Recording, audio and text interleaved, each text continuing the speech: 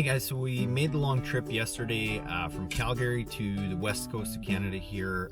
We got a late ferry, came over to Vancouver Island, and this morning we are off to Salt Spring Island, which is just a smaller one of the Gulf Islands just off of Vancouver Island. So we're gonna get there here shortly, and for this project, I mean, my main goal is, again, just try and walk you through how to install your own lighting system. This is a fairly big one, so it gives us a good opportunity to really talk about some of the lights that we're going to use that are pretty standard in a lot of applications that we do, as well as just give you a little bit more detail of them so you know what you're going to be getting if you're buying one of our kits, or if you're looking for do-it-yourself lighting, kind of what the different options are. We got some really tall trees that we're going to be using, some slightly brighter bulbs because we need to push that light up. We're going to be doing some down lighting. We've got some new deck lighting stuff that we're doing, and there's three properties on this, three buildings on this property that we're all going to be working with. So a bunch of different little things that we can do. So we'll hope you guys enjoy this, and we'll try and get you some real nice footage from, in my opinion, one of the best places in Canada on the west coast here, just off Vancouver Island. So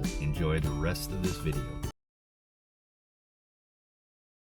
Hey guys, it's Cal from the Lighting Doctor here. I hope you guys enjoy this video with some more great landscape lighting tips. To learn more about landscape lighting, go and check out our website at lightingdoctor.ca, or if you want to see what a real quality landscape light should look like, go and check out our Try It Before You Buy It offer, where you can get a premium quality fixture at a discounted rate with your very own battery pack, so you can go and test out how that light's going to look and feel what a real premium quality light should look like. So go and check us out at lightingdoctor.ca, or go watch more videos on YouTube just by searching. So how do you select the right size transformer for your project? It's really easy. As long as you're using a good, efficient LED landscape light, basically what you do is you take all your lights. So I'm going to say, for example, I've got 20 uplights, and they're all 5-watt LED lamps. Now the only thing to keep in mind is that the cheaper the quality of the light, the less you pay for it. There's something called their VA, which is basically their efficiency of the light, which if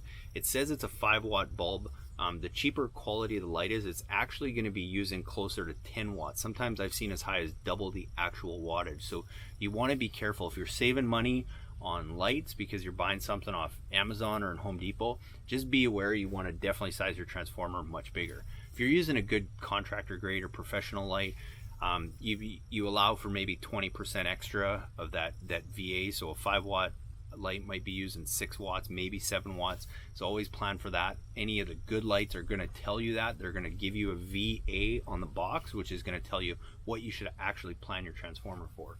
So let's say you're looking at our standard RS uplight with a 4-watt LED bulb, which only uses about 4.2 watts, but let's say it's 5 just to keep math simple. Say we've got 20 of those lights. 20 times 5 is, we have 100 watts. So the only thing we want to do is just make sure we size our transformer a little bit bigger than that, so that we can add on later, and just in case there is any inefficiencies, we have a little bit of room. So we'll usually, size it maybe 20% larger just to be safe. If you want to add more later, then just go a little bit bigger than that. But basically that's it. The reason that you still see a lot of 600, 900 watt transformers out there, again, is because there's still a lot of I'll call them old school guys that still install halogen lights, where you needed those bigger transformers because there was just so much wattage with all the lights that are on the system. If you're using a good LED system, I'm going to tell you that you probably don't need anything bigger than 300 watts, because if you're putting that many lights on, you're probably going to be spread out so far that you're going to want another transformer anyways. So we basically carry two models. We carry a good stainless steel 150 watt and a good stainless steel 300 watt. That's it. It doesn't matter if you use a 300 watt and you only put a couple lights on it. It's really not going to affect your system that much. You just probably don't need to spend the extra money to do that. But if you wanted to, and future expansion and all that kind of stuff, you definitely can. Anything that's under 100 watts, I'll tell you right now, there's not a lot of good options. There's a lot of econo transformers that we actually used to sell some of them, and not that they were bad, but I know they don't last. We've quit selling anything that we get called out to repair or replace all the time, and that's why there's a very limited number of fixtures and products on our website, because I don't want to sell you guys the garbage that I know is just going to break down. So we're going to give you, the best of the best, the quality that's not going to break your bank account, but that we know is going to last. But basically, in short, That's how you size your transformer. Add up all the wattage of all your lights, and then just make sure you size that transformer about 20% higher. The less efficient, the cheaper the light, size it a little bit more. So another question I always get asked about low voltage wiring and transformers and all that kind of stuff is polarity. Does it matter? Do I have to have the same cable going to each light? And the answer is no. Basically, as long as you have one wire in your common tap and one in your voltage terminal, whether it be a 12 volt terminal or 15 volt terminal, it doesn't have to be consistent throughout the run. As long as each one of those fixtures has two of those wires going to it, that's all that matters. And really, polarity is not an issue when it comes to low voltage lighting. So in short, do you need to really worry about polarity? No. I wanted to also talk about making your controllers Wi-Fi really cost effectively and also running multiple zones. There is transformers out there where you can have one transformer that runs, say, a zone for your front and a zone for your back. In all honesty, they're pretty confusing to work, and they get quite expensive, and there's some limitations and all that kind of stuff. So I'm going to tell you a real cost-effective way of doing that, especially if you only have, like, say, a front yard and a backyard zone. If it doesn't matter, then just run them all off the same transformer. But if you want to control them separately, front yard, backyard, with simple on-off functions, the best way to do it is just with a simple Wi-Fi timer like this. So this is one we've used for a long time. It's from Wion. It works, it's weatherproof, it's great outdoors. There's literally tons of models out there that you can use. We just use this one because this is what we know, and we haven't had a lot of issues with it. But basically all we've done is we've taken just a standard transformer that all it has is a simple on-off switch inside here that you flick on or off. And to bypass that, instead of putting like a photocell where now, you know, we got to be conscious of where we're putting that transformer so it's not in the shade so our lights don't come on too early, what we've done is two ways you can do this. One is we basically just taken our Wi-Fi timer, we've plugged it into our outlet, and then we've plugged our transformer into there. Sometimes the reason I like doing that is just because when you put these little things inside the box, which I'll show you, the Wi-Fi signal isn't as strong. It's sometimes cause some issues. But if you want to put it inside, it's pretty easy.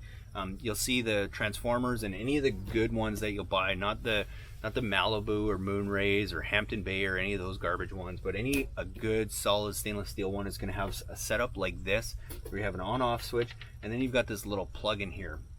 And all you basically have to do is take this plug out and you plug your timer into there, and then you plug this back into there, and then all of a sudden that's inside, but this operates as what it would be like a photocell. And all this is, if you had any kind of old timer or photocell, it basically plugs into this kind of thing too. So that's how you make your system a Wi-Fi. And it doesn't matter if you have a smart home system and they make a compatible outdoor outlet, then just use that. If you have you're plugging on a Wi-Fi switch already that's inside the house, well then you don't even need that, because basically you can just plug this in, leave it in the on position, and then you control everything from whatever your smart home system is. And the reason I say that's a cost-effective way is because now if you want to do the front and the back, it's typically going to be cheaper for you just to get two transformers, two smart devices, and have a front and a back zone, as opposed to going and buying one of the programmable zoning ones. And not that I've got one in my house. I get my stuff at cost, so I don't mind paying for it, but I know that a lot of you, and even myself, if I had to pay full price, I might not be paying for that zoning option, because realistically it's not something that we use a whole ton in a much more affordable way. Simple transformer, Wi-Fi timer, and you're set. Mounting your transformer, another question I get all the time. In this case, we've just mounted it straight to the house, straight to the structure. This is a part of the house that nobody really sees. It's well enough hidden. We have our outlet, and it's solid enough. I don't have to worry about drilling through concrete or anything like that. So in this case, we just mounted it directly to the house. Try and keep it about 12 to 18 inches above the ground, just because, not that they put out a lot of heat, but they can put out a little bit of heat, and you just want to keep that, you know, above the ground. But if you don't have that option, or it's your house is concrete, or you don't know what's there and you don't want to be drilling into the house, which I hate drilling into houses unless I know what's there. Usually what we'll do is I'll just go get a nice 4x4 cedar post, because I know it's going to last. I might go to the deck section in my home improvement store and get like a nice little cap for the top of my 4x4 post. I'll dig that in a bit, bury that in, and then I'll just mount my transformer to that. And the reason I like doing that too is because then if you ever decide to move your transformer, you're not having to worry about patch up holes in your house. So a simple 4x4 post is a nice way to go and mount your transformer. It's clean, it's easy, and it just eliminates you having to drill more holes into the side of your house. We're getting pretty close to getting wrapped up this project. We've got all our lights in, so basically, you know, our first step was we took a design and we went and chose all our lights. What was cool about this one is, you know, this is a client who actually had emailed in pictures for a free consultation, and because it was on Vancouver Island, we were able to do it. So we looked through all his pictures, we gave him some recommendations, and then we gave him a price to actually install it, which is not always the case because some of you guys are far away. I wish we could, but we just can't. But what was cool is then we got on site, and a lot of what we had determined from the pictures were very accurate. So we already had a pretty good idea of what we were going to do, how many lights, and we're able to size the transformers beforehand. But sometimes, and it is often the case, we get on site and there's some things we want to add or some things we want to take away. So, so that's how we go and then determine our transformer. So we'll always try and determine that based on a design. But the key is just leave it a little bit bigger if you're not sure, because you always want to make sure you have enough room. And if you're using an LED system, it's not as crucial that you get it the exact transformer as when you had a halogen system. With a halogen system, you had transformers that had multiple taps, and you really had to be careful that you were getting the right voltage to the right lamps, or you were just going to burn them out a lot quicker. But if you're getting an LED system, a lot of times you'll see on the box it'll say that your LED is usually rated from 9 volts all the way to 15 volts, which means it's going to operate within that range, whereas halogens was usually between 11 and 12, so you really had to do your math.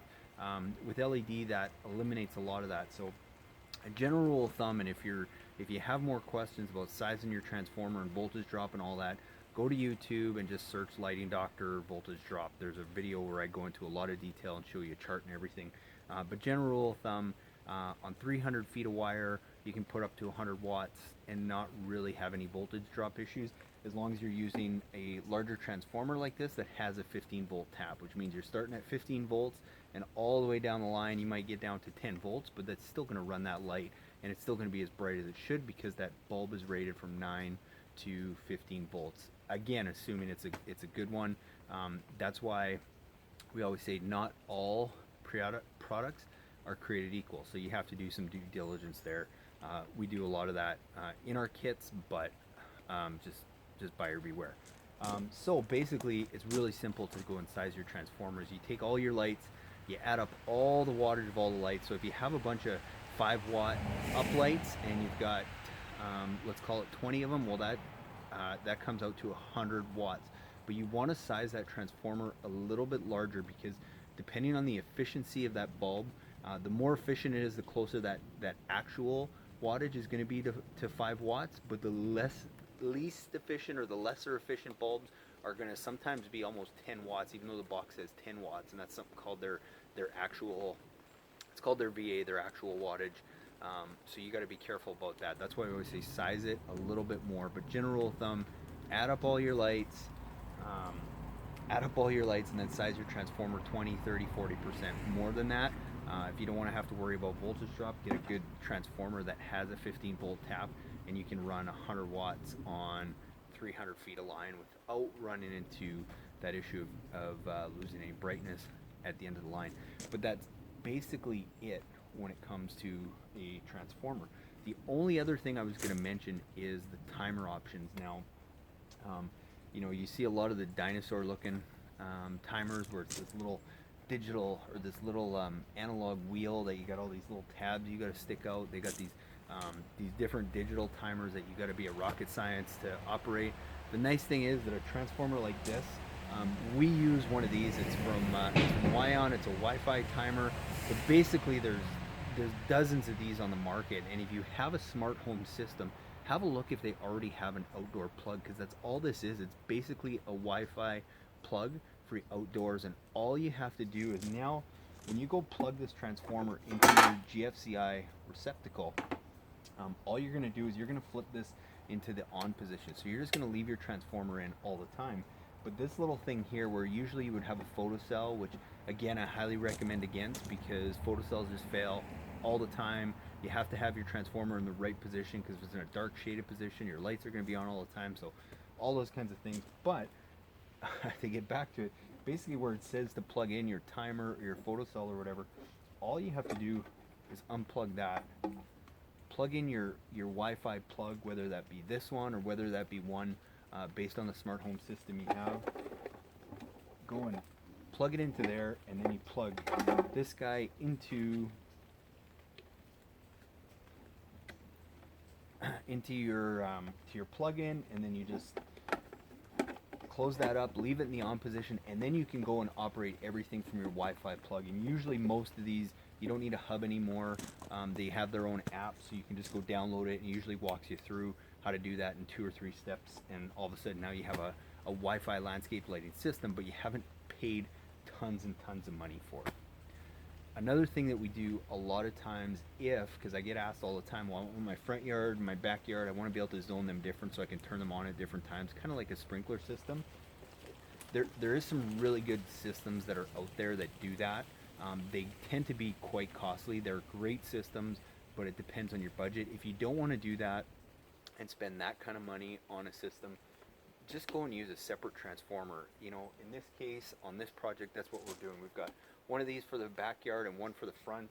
Luckily, because we have this timer, we can run both those controllers on the exact same app and set them up with totally different schedules, which is what's cool about going and adding something like this to your transformers. And it doesn't have to be this one. It can be basically any outdoor Wi-Fi plug that you go plug into here is going to work. So make your life a lot easier.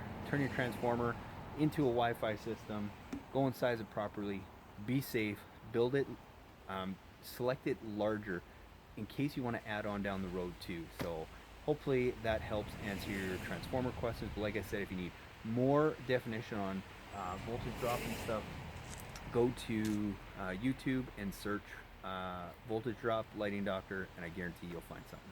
Hey guys, thanks so much for watching. I hope you guys got some great do-it-yourself landscape lighting tips. Now, please be sure to go to our website at lightingdoctor.ca and check out our how-to page. It's full of great resources, from our podcast to our video to our most frequently asked questions. And also check out our Try It Before You Buy It light, where you can actually go now and get one of our premium quality uplights and a King Innovation Insta-Light, which is basically a battery pack now that allows you to go and run those lights and test them out on your property. Try it for 14 days. If you don't love it, send it back to us and we'll give you a full refund. And if not, you keep the light at a discounted rate and go and buy what you need for your project. So thanks again for watching. Please be sure to leave us a comment. We'd love your feedback. Have a great day.